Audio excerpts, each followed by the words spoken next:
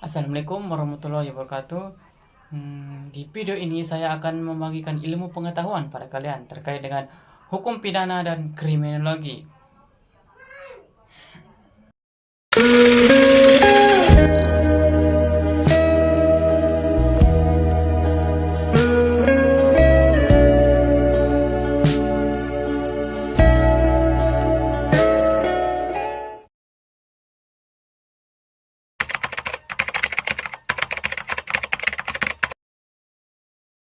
Hubungan hukum pidana dan kriminologi. Hukum pidana dan kriminologi memiliki hubungan yang sangat erat. Keduanya saling melengkapi dalam memahami dan menangani kejahatan. Hukum pidana bersifat normatif, yaitu menetapkan aturan tentang perbuatan apa yang dianggap sebagai kejahatan dan siapa yang diberikan kepada pelaku. Tujuannya adalah untuk menjaga ketertiban dan keadilan dalam masyarakat melalui aturan hukum yang tegas. Sementara itu, kriminologi bersifat empiris karena mempelajari kejahatan dari sisi ilmiah, seperti penyebab kejahatan, latar belakang pelaku, dan dampak kejahatan terhadap masyarakat. Selain itu, kriminologi juga membantu memahami mengapa seorang melakukan kejahatan dan bagaimana cara mencegahnya agar tidak mengulangi kejahatannya lagi. Bisa disimpulkan bahwa hukum pidana memberikan dasar hukum untuk menindak pelaku kejahatan, sementara kriminologi memberikan pemahaman untuk mencegah kejahatan. Jadi keduanya bekerjasama untuk menjaga keadilan, ketertiban, dan kesejahteraan sosial. Nah, selanjutnya itu ada hubungan hukum pidana dan kriminologi dengan pembelajaran PKN SMP. Berfokus pada norma hukum, mengenal aturan, fungsi hukum, dan akibat pelanggaran. Tujuannya adalah untuk membentuk kesadaran patuh hukum. Kalau SMA berfokus pada sistem hukum, memahami aturan, lembaga, dan proses peradilan, sekaligus menganalisis penyebab kejahatan. Tujuannya adalah untuk melatih berpikir kritis dan sikap warga negara yang taat hukum. Nah, selanjutnya itu ada hubungan hukum pidana dan kriminologi dengan 4 kompetensi guru. Yang pertama ada profesional. Guru diharapkan menguasai materi dan mampu mengkaitkannya dengan kehidupan nyata. Pengetahuan hukum pidana dan kriminologi memungkinkan guru untuk mengajar hukum pidana secara kontekstual. Misalnya menjelaskan bagaimana kejahatan terjadi, bagaimana sistem hukum bekerja, dan bagaimana pencegahan dilakukan di masyarakat.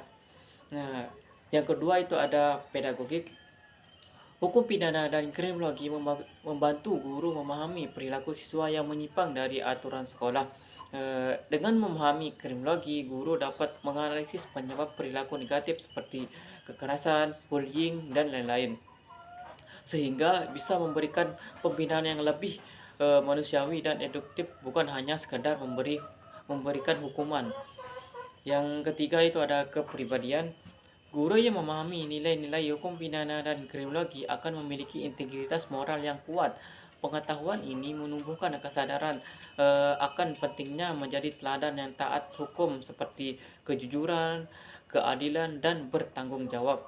Dengan begitu, guru dapat menanamkan nilai-nilai keadilan dan moralitas hukum kepada peserta didik melalui keteladanan.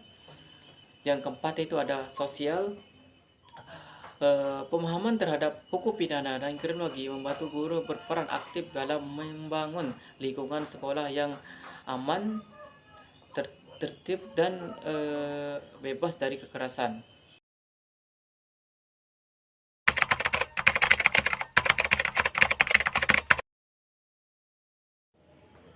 Nah, teman-teman pasti bertanya, apa sih hukum pidana dan kriminologi?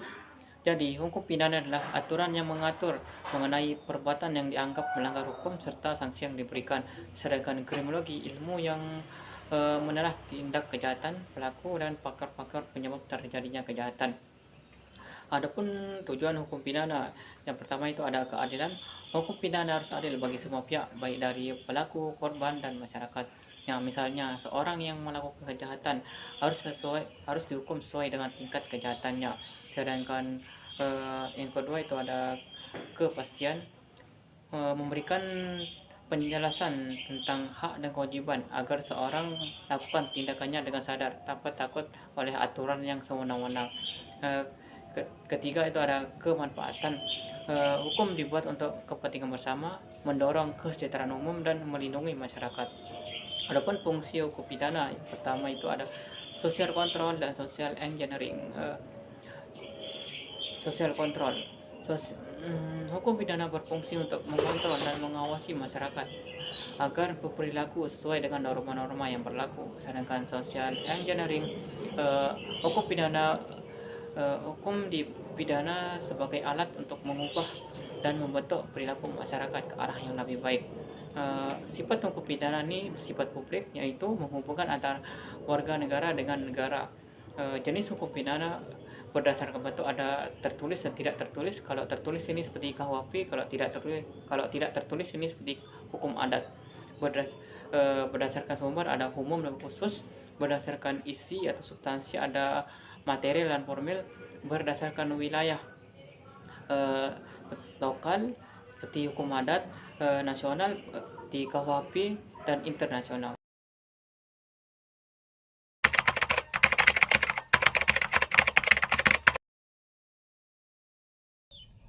Sejarah hukum pidana. Pada masa kerajaan-kerajaan, hukum pidana sudah ada meskipun belum tertulis secara sistematis. Hukum yang berlaku bersumber dari yang pertama hukum adat, kebiasaan masyarakat yang dianggap adil dan mengikat. Yang kedua perintah raja, karena raja dianggap sebagai sumber hukum tertinggi. Yang ketiga ajaran agama, terutama dari Hindu, Buddha, dan kemudian Islam. Ketika bangsa Eropa datang, sistem hukum pidana kerajaan mulai digantikan oleh hukum barat, terutama setelah Belanda menerapkan Wetboek van Stapelrecht KUHP Belanda pada abad ke-19, yang kemudian menjadi dasar KUHP pasca kemerdekaan. Setelah lebih dari 70 tahun memakai KUHP warisan kolonial, akhirnya Indonesia membuat dan mengesahkan KUHP nasional sendiri melalui Undang-Undang Nomor 1 Tahun 2023 tentang Kitab Undang-Undang Hukum Pidana, disahkan pada 6 Desember 2022 dan akan berlaku efektif mulai tahun 2026.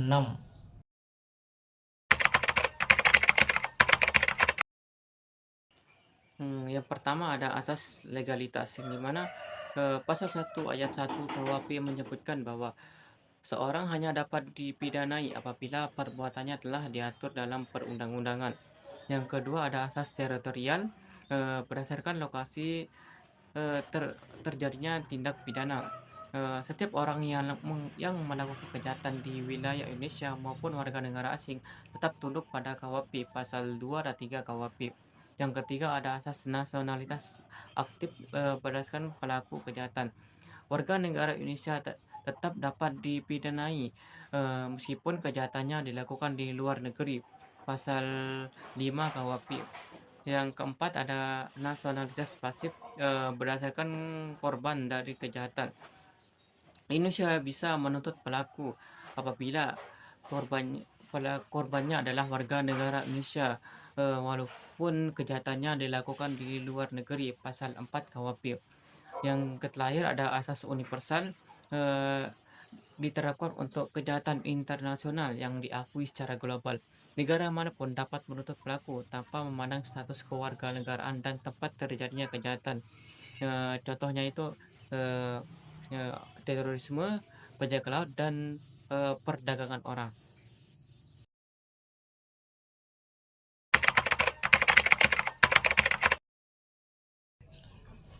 Perbuatan pidana adalah perbuatan yang dilarang oleh undang-undang serta diberikan sanksi atau ancaman hukuman bagi orang yang melanggar. Adapun unsur-unsur subjektif, yang pertama itu ada niat atau dolus, berarti adanya kehendak atau maksud dari pelaku untuk melakukan suatu perbuatan yang dilarang oleh hukum. Artinya seorang sadar dan memang berniat melakukan tindak pidana, misalnya mencuri karena memang ingin memiliki barang orang lain. Jadi tindakan itu dilakukan dengan sengaja, bukan karena kebetulan. Yang kedua itu kelalaian atau culpa. Ketidaksengajaan berarti tindakan yang terjadi bukan karena niat. Misalnya seorang menabrak pejalan kaki karena tidak memperhatikan jalan saat mengemudi. Dalam hal ini pelaku tidak bermaksud melukai, tetapi akibat timbul karena kurangnya kewaspadaan. Adapun unsur-unsur subjektif, yang pertama itu perbuatan, tindakan nyata pelaku, misalnya mengambil barang orang lain. Yang kedua objek, sasaran tindak pidana, misalnya barang, orang, atau harta.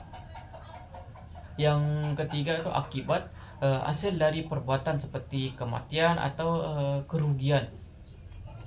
Keempat, keadaan tertentu, waktu, tempat khusus, misalnya malam hari atau dilakukan bersama orang lain. Yang kelima, kausalitas, akibat, hubungan sebab akibat antara perbuatan dan akibat yang ditimbulkan.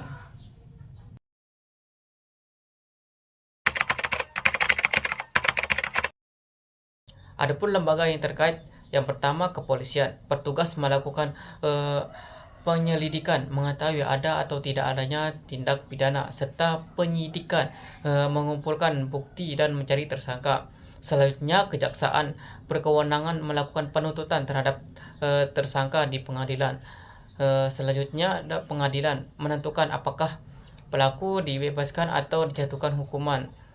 Terakhir tuh lembaga pemasyarakatan, lapas, tempat pelaksanaan pidana penjara bagi terpidana dengan tujuan utama bukan hanya menghukum tapi juga membina.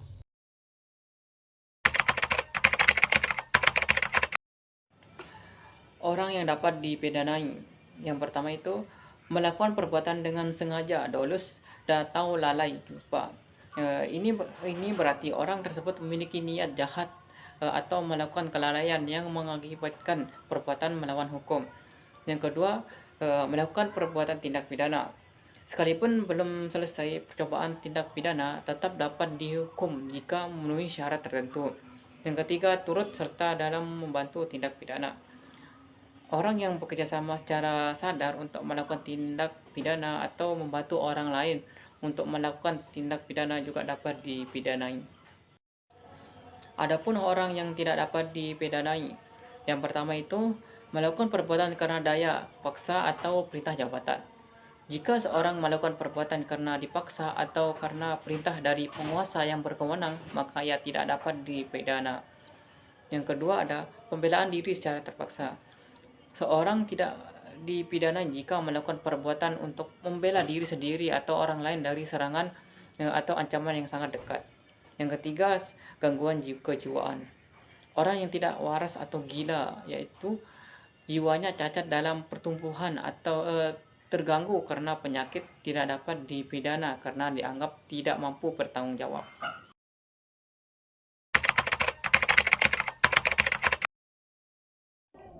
Jenis perbuatan pidana, tingkat keseriusan, ada kejahatan dan pelanggaran. Kalau kejahatan ini merugikan orang lain, kalau pelanggaran ini hanya merugikan diri sendiri. Sifat penuntutan ada aduan dan biasa.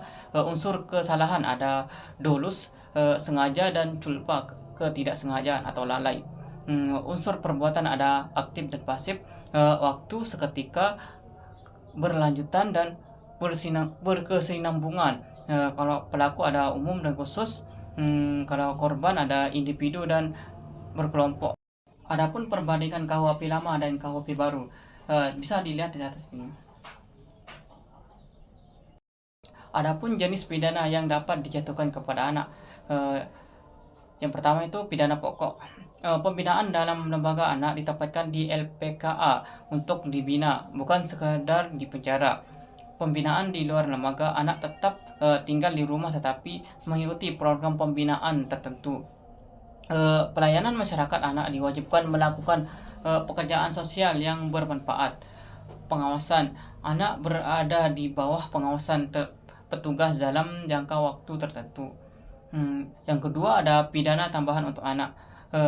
Perampasan keuntungan yang diperoleh dari tindak pidana, misalnya barang hasil kejahatan disita.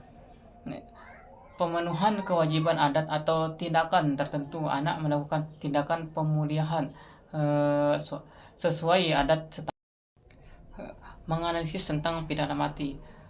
Pidana mati adalah hukuman paling berat berupa pencabutan nyawa terpidana, dan dalam KUHP baru diberlakukan secara bersyarat dengan masa penundaan 10 tahun.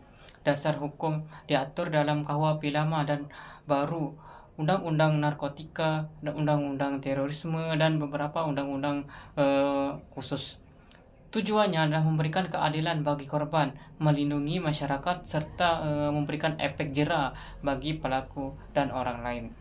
Eh, Adapun orang yang menantang dari yang ini, ada yang pro dan ada yang kontra.